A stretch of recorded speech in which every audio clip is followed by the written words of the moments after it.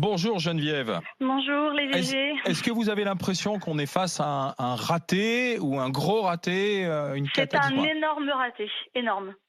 Au début, tous autant que soignants, on savait pas trop, on prenait ça pour une grippe. Puis après, dans le Grand Est, quand même, concrètement, les soignants ont commencé à être vraiment, vraiment dans la merde. Ils ont tiré la sonnette d'alarme. Mais comme d'habitude, le gouvernement n'a absolument rien écouté. Jamais. Quand est-ce que le personnel soignant est écouté concrètement? Déjà, à la base, jamais. Quand c'est arrivé dans le Grand Est, que les infirmières ont commencé à dire qu'ils avaient des patients qui mouraient, qu'ils étaient débordés, que les hôpitaux débordaient.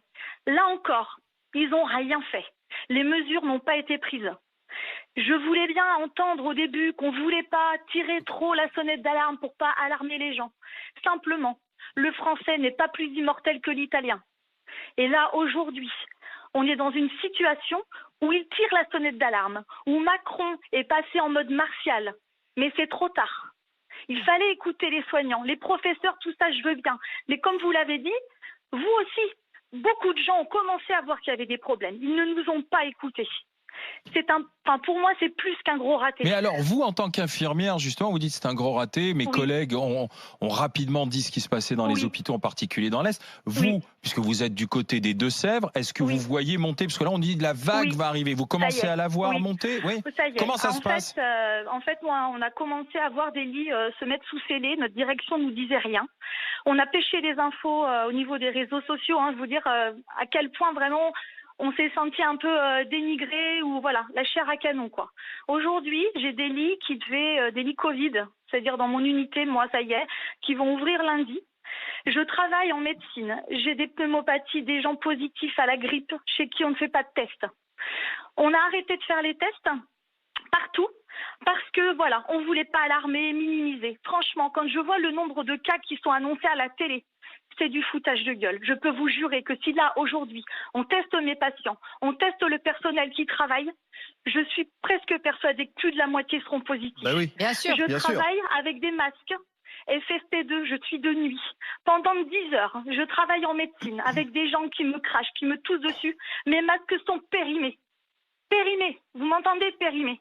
Quand je vois des gens dans les rues avec des masques, des gens qui fracturent les voitures des IDE libéraux, qui déjà n'ont pas de matos, mes collègues, moi, qui finissent par mettre les masques dans nos tiroirs de stupéfiants parce qu'on nous les vole, s'il vous plaît, écoutez-nous, restez chez vous, vous sauvez des vies.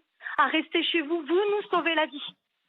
Il faut vraiment que les gens prennent conscience que là, c'est pas une grippe, c'est pas une varicelle, ça tue et ça nous tue. On a des infirmiers dans l'Est qui meurent. On enterre nos collègues. Les premiers à être touchés, les gens dans les supermarchés, comme vous disiez tout à l'heure, le droit de retrait.